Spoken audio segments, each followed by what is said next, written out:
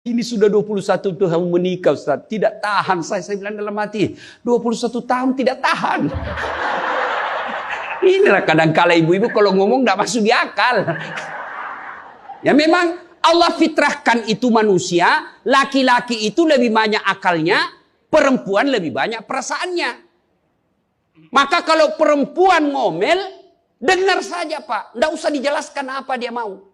Dengar aja, karena memang dia cuma mau didengar. Oh, dengar aja, oh, ya, dengar aja, dengar. Tapi tidak tahan saya Ustadz, ya tidur. Rumus menghadapi perempuan itu, ilmu paling efektif, sabar. Tidak ada sudah kalah itu ilmu sabar. Diam, tidak usah dijelaskan. Biar dijelaskan, tidak masuk di akalnya. Apalagi kalau dia sudah bilang, pokoknya, sudah Pak, lebih diam aja. Pokok, sudahlah. Dijelaskan satu, muncul pertanyaan dua. Dijelaskan tuntas yang dua, muncul lagi pertanyaan tiga. Sudah tuntas semuanya, dia ungkap lagi yang 5 tahun yang lalu. Itulah perempuan. Iya Ibu toh? Maka dengarkan saja. Ada saatnya nanti dia bilang, baru dia sadar itu. Iya sebenarnya itu saya emosi aja itu hari Pak. Begitulah perempuan. Dihadapinya jangan emosi. Saya sudah tidak tahan Ustadz. Kenapa? Sudah 21 tahun. Udah cocok saya Ustadz. Saya bilang Ibu tahu enggak baut? Tahu Ustadz. Apa pasangannya baut Ibu? Mur. Sama enggak? Sama modelnya? Sama bentuknya?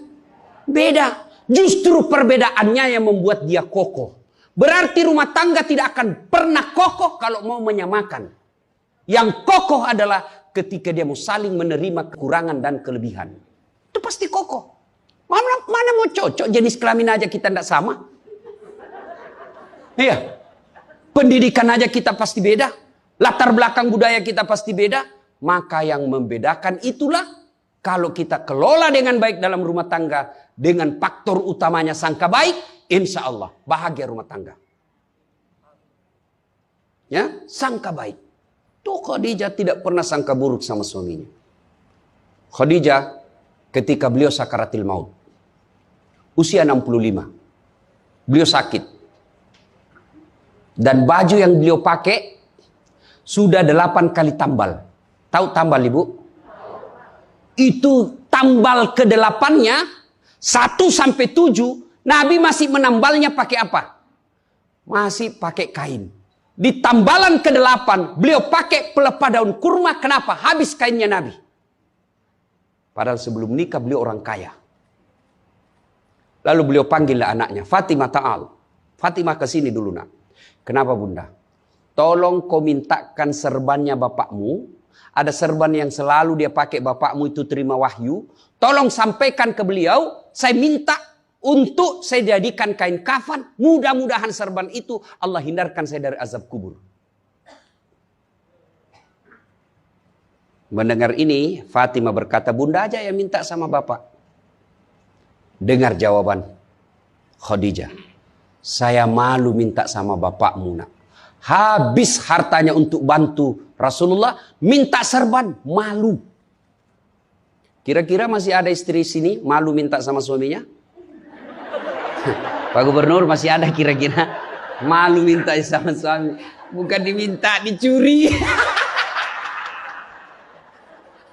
Ayo, itulah Khadijah. Maka jangan heran Khadijah meskipun sudah wafat, beliau tidur bersama Aisyah, beliau tidur bersama Aisyah. Tapi siapa yang dikenangnya? Khadijah. Rasulullah hanya berkata, seolah-olah saya mendengar trompa kakinya Khadijah. Seolah ada Khadijah dalam rumah kita. Aisyah cemburu. Ya Rasulullah, ada apa sih kelebihan Khadijah? Khadijah sudah wafat. Kau nikahi 2 kali janda. Lebih tua dari kamu. Kenapa Khadijah terus? Dengar jawaban Nabi. Kau tidak pernah mampu mengimbangkan, menyandingkan atau menyamakan dirimu dengan Khadijah. Ketika tidak ada orang percaya kepadaku, Khadijah orang pertama yang percaya ke Rasulanku. Ketika orang memboikot saya tidak boleh bertransaksi ekonomi kepada Muhammad, hartanya habis untuk membantu perjuangan dakwah. Maka jangan heran Rasulullah sangat mencintai Khadijah. Jadi kalau ibu mau dicintai suami lahir batin, jadilah seperti Khadijah. Bukan karena cantiknya, bukan karena kayanya, tapi kebersihan hatinya Khadijah. Kita itu laki-laki kan tergantung perempuannya. Kalau perempuannya baik, akhlaknya baik, tidak mungkin tergoda suami. Ibu mau? Suami tidak macam-macam mikirnya. 3 aja resepnya. Pegang ini, kau kuasai suamimu.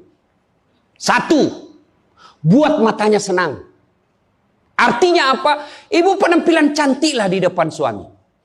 Kalau suami senang selalu pakai baju merah, pakai itu baju merah tiap hari. Kalau suami senang warna-warna emas, pakailah itu tiap hari. Ya. Tapi saya tidak senang warna begini, Ustaz. Bukan untuk ibu, tapi untuk menyenangkan suami. Dandannya seorang istri, menyenangkan hati suami, itu ibadah buat seorang wanita. Yang kedua, buat perutnya senang. Bagaimana caranya? Bikinlah masakan kesenangan suami. Kalau tidak bisa tiap minggu, sekali sebulan. Ketika terima gajinya suami, terima honornya suami, ya WhatsApp suami, SMS suami, telepon suami. Bang, jangan makan di luar hari ini. Hari ini saya masak spesial buat abang. Masakan kesenangan saya sudah siapkan di rumah bang. Aman bang, jangan makan di luar. Ini hari spesial buat abang. Senang kita jadi suami. Itu saya kalau terima SMS WhatsApp begitu, mamanya di rumah dia goreng baru dia kirim. Rasanya kita mau cepat pulang. Ibu pernah WhatsApp suaminya begitu? Paling di WhatsApp, bang jangan lupa singgah beli telur. Bang habis gas.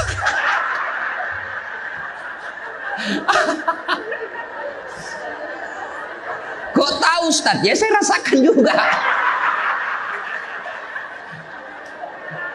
Pernah suatu kali Pak Gubernur pulang, saya ceramah takziah malam-malam di Makassar. Tiba-tiba masuklah WhatsAppnya mamanya C. Ustaz, habis pembalut. Aduh. Tidak mungkinlah sopir saya suruh, ini istri saya. Sudahlah, saya singgah, saya berdoa. Mudah-mudahan tidak ada yang kenal saya. Begitu saya bayar, ada ibu-ibu datang. Ustaz, beli pembalut. Saya jengkel, langsung saya balik. Biar daripada saya melahirkan. Tenang perasaan. Mungkin ego kita ini buat kita juga laki-laki. Ya. Kadangkala ego naik, masa saya eselon, masa saya kepala dinas, masa singgah beli pembalut. Jangan lihat eselonnya. Pakai ilmunya Umar bin Khattab. Umar bin Khattab, ada sahabat yang selalu mau datang, mau laporkan istrinya. Kenapa? Istrinya suka ngomel. Maka dia berharap Umar panggil istrinya supaya dinasehatin. Begitu dekat dengan Umar bin Khattab, dekat dari rumahnya Umar, dilihatnya Umar juga dimarahi sama istrinya. Balik dia bilang, Pak Umar aja dimarahin. Balik besok ketemu. Ya Amirul Mukminin, presiden lah waktu itu. Saya lihat kemarin Anda, istri ngomel-ngomel, Anda senyum saja. Dengar ini jawaban bapak-bapak ini, para pejabat nih yang hadir. Dengar apa jawaban Umar. Begitulah cara saya berterima kasih kepada istriku yang telah hamil, melahirkan, dan menyusui anak saya. Coba, hilang itu emosi Pak, hilang itu harga diri. Kalau kita sudah ingat bagaimana susahnya itu ibu melahirkan, hamil. Masih ingat ibu-ibu waktu hamil? Masih? Ada ndak enaknya itu orang hamil? Untung saya tidak pernah hamil. Coba ibu-ibu kalau hamil, jalan aja setengah mati. Aduh, sudah mau mau duduk aja, mana ada ibu hamil langsung duduk aja. Udah standar samping dulu itu kasihan. Iya ibu. Ya, benar. Kalau kita laki-laki paling ngidam. Ustaz, apa doanya berhenti ngidam istri? Ngidam apa istrimu? Nanti dia bisa tidur kalau dilihat saya di atas lemari Pak Ustaz. Jadi kalau istrinya mau tidur jam 10, setengah 10 sudah di atas lemari. Saya berhenti kau dongo-dongo itu dikasih kerja di konsumsi. Yang kedua kata Umar, begitulah cara saya berterima kasih kepada istriku yang telah melahirkan anak saya. Masih ingat waktu melahirkan? Masih? Ada ndak ibu-ibu melahirkan senyum? Ada? Mentang-mentang istri gubernur, keluar sayang. Setengah mati juga biar istri gubernur. Nggak ada. Itulah susahnya jadi perempuan. Maka ketika suami disuruh sama istri, bayangkan sulitnya melahirkan. Yang ketiga, kata Umar, begitu cara saya berterima kasih yang telah menyusui anak saya. Masih ingat waktu menyusui? Masih? Terutama waktu tumbuh giginya.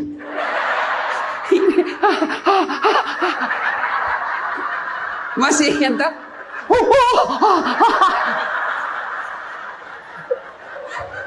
Untuk saya tidak pernah rasakan. Kalau digigit kan mana dia ditinjau nanya, kok gigit saya? Tidak, dia usap, lepas nak. Iya ibu, iya. Siang anaknya, malam.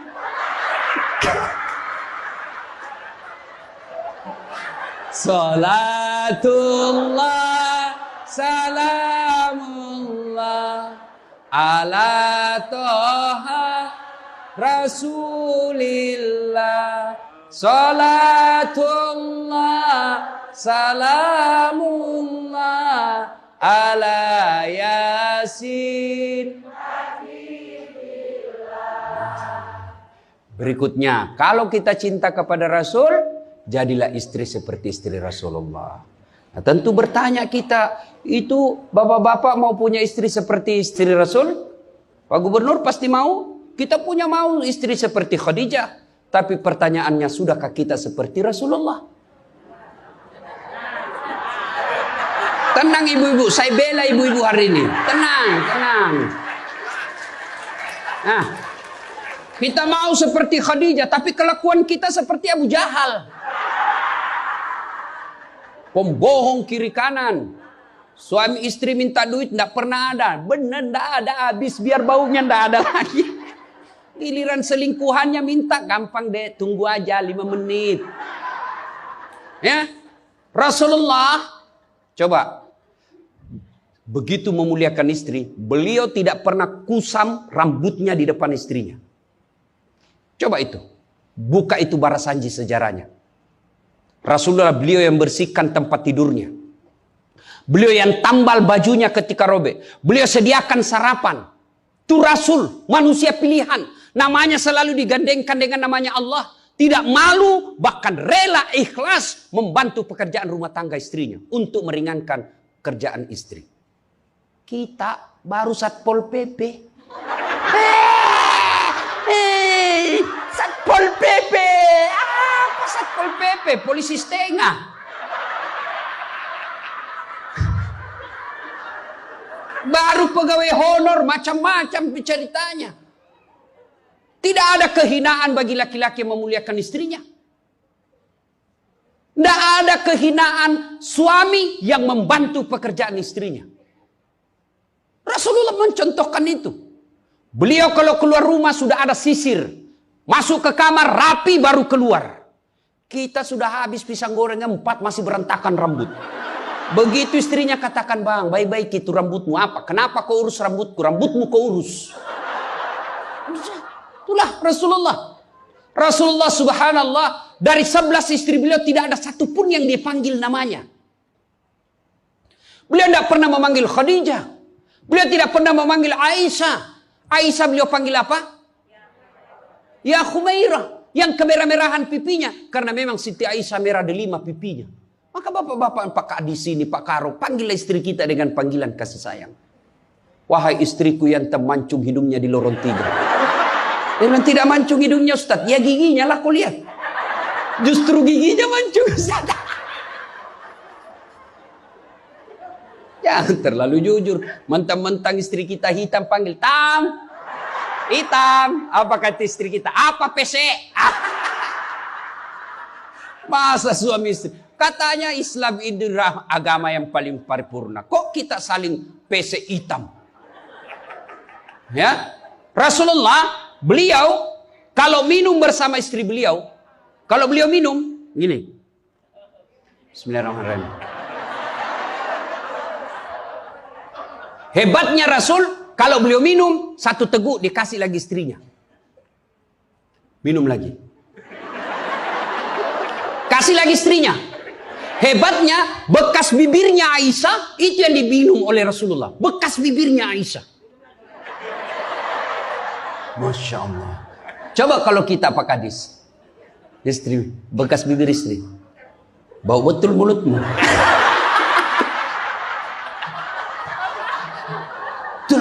Maka kalau ibu bapak mencontoh Rasulullah, maka rumah tangga pasti bahagia. Dia bukan cuma surga akhirat menunggunya. Di dunia dia sudah dapatkan surga. Nggak usah ikut parenting. Quality time. Apa itu? Belajar saja sama diri Rasulullah. Kita ini sudah miskin di dunia. Rumah tangga kita kadang-kala ngontrak-ngontrak. Tidak tahu lagi kewajiban istri kepada suami. Suami tidak tahu kewajiban kepada istri. Maka di dunia dia susah sanggara. Di akhirat apalagi nanti. Maka kalau kita tidak bisa dapatkan kekayaan sorga di dunia. Dengan harta. Maka dapatkan kebahagiaan itu dengan memperbaiki hati dalam rumah tangga.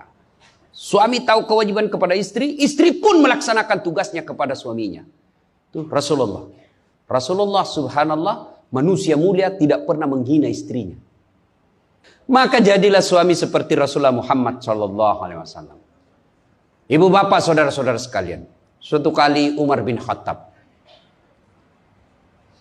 menangis. Tiba-tiba ketawa lagi. Menangis lagi. Datanglah sahabat bertanya. Wahai Umar, kok sudah gila apa? Umar waktu itu sudah jadi presiden. Beliau katakan, bagaimana saya tidak ketawa? Saya mengingat waktu sebelum datang Muhammad SAW, saya pernah memakan Tuhanku. Dia bikin berhala dari roti, lalu dia makan itu Tuhannya. Dia bilang, bayangkan hebatku dulu sebelum ada Muhammad, Tuhan pun saya makan. Kan dia ketawa. Lalu kenapa engkau menangis ya Amirul Mukminin? Saya bayangkan sebelum Nabi Muhammad SAW datang di tengah-tengah kita.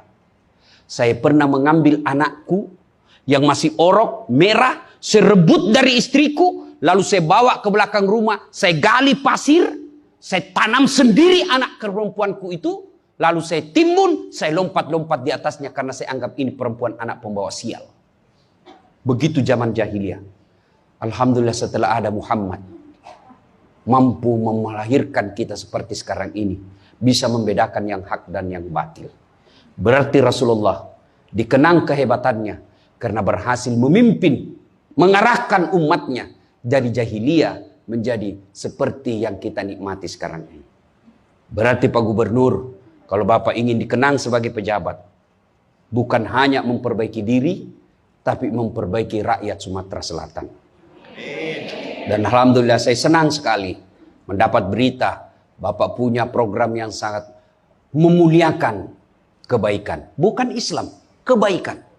Satu desa, satu lurah, satu rumah tahfiz. Meskipun Bapak sudah tidak menjabat sebagai gubernur, selama rumah tahfiz itu dimanfaatkan, maka itu akan menjadi amal kebaikan dunia sampai di akhirat. Tapi percayalah, tidak mungkin Pak Gubernur hebat tanpa didukung sama istri. Tidak mungkin. Ini istri tidak kelihatan perannya, tapi menentukan SK. Benar. Biar Pak Gubernur senang sama Bapak, kalau istri Pak Gubernur tidak senang, berpengaruh itu tanda tangan. Memang sudah itu begitu yang namanya kehidupan manusia. Saya juga tidak bisa hebat ceramah begini kalau istri saya tidak mendukung. Saya mau bikin naskah, digangguinya saya. Pergi sama bapakmu, cepat kau ambil itu. Nangis anak, mana bisa kita bikin naskah? Begitu kita mau ceramah, dia curi kita punya naskah. Apa? Mana bisa? Allah Subhanahu Wa Taala berfirman, mana sudah ini? Mana naskah kita? Maka yang terpenting kembali dalam maulid kali ini, mari jadikan rumah tangga kita sebagai pintu sorga, meraih sorga yang sebenarnya. Jangan berpikir di dunia tidak ada sorga. Kita kan selalu berdoa, fid dunya hasanah, wa fil akhirati hasanah. Selamat di dunia, selamat di akhirat.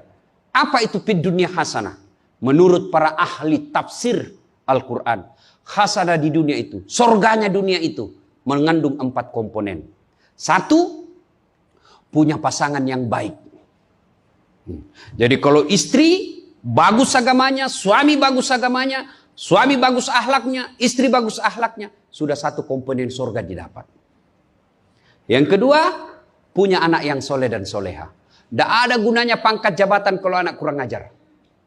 Ibu-ibu nih, kalau ibu meninggal siapa yang doakan? Hah? Suami. Tidak bakal, dia kawin lagi. Siapa yang doakan? Anak. Maka berhasilan ibu, saya setuju dengan pernyataan Pak Gubernur. Kalau mau hebat ini provinsi kita, ibu-ibunya harus menjadi pesantren pertama. Sayang, seribu sayang ibu-ibu sekarang, banyak yang gagal mendidik anak. Dihormati di luar, dimuliakan di kantor, sampai di rumah dimaki-maki sama anaknya. Itu siapa yang gagal? Ibunya. Kita kadang-kala bahagia, hebat kalau anak kita pintar bahasa Inggris. Hebat anaknya Ustadz, pintar bahasa Inggris. Apa hebatnya? Banyak yang bisa begitu. Masa banyak Ustadz? Ya sudahlah, ke Inggris lihat itu anak-anak di sana. Anak-anak di sana semua pakai bahasa Inggris, Bu. Memangnya kalau ibu nanti meninggal, anak berdoa pakai bahasa Inggris? Oh my God. Please help me my mother. Enggak. Pasti pakai bahasa Padang. Kepado, lindungi lo. Pasti. Ya, maka ibu-ibu didik anak. Yang ketiga komponen punya surga dunia, apa itu? Punya harta yang bermanfaat, bukan harta yang banyak. Mana harta yang bermanfaat? Harta yang banyak digunakan orang lain menjadi amal soleh-soleh, amal jariah. Bu-ibu nih, yang punya emas berlian, cincin. Ayo ibu, kalau ibu meninggal siapa yang punya itu? Hah? Siapa? Anak, istri kedua. Bukan anak, istri kedua yang pakai. Maka sedekahlah sebelum tiba saatnya. Dan yang keempat, surganya dunia, punya teman yang baik. Bukan teman kepentingan politik dan kekuasaan. Teman yang baik itu meskipun kita sudah pensiun masih baik sama kita. Meskipun kita sudah miskin masih baik sama kita. Itulah teman yang baik. Dan nerakanya dunia ketika kita punya jabatan, banyak teman kita, pas kita hilang jabatan, semua menjauh dari kita. Itu nerakanya dunia. Nah ibu bapak saudara-saudara sekalian, mari mewujudkan ini melalui maulid. Maulid ini tidak ada guna kalau kita pulang tidak diamalkan. Minimal amalkan dengan menjadi suami yang baik dan istri yang baik. Terakhir, kalau kita mencintai Rasulullah, maka kita ikuti sunnah-sunnahnya. Apa sunnah? Yang gampang-gampang, tidak usah berat-berat.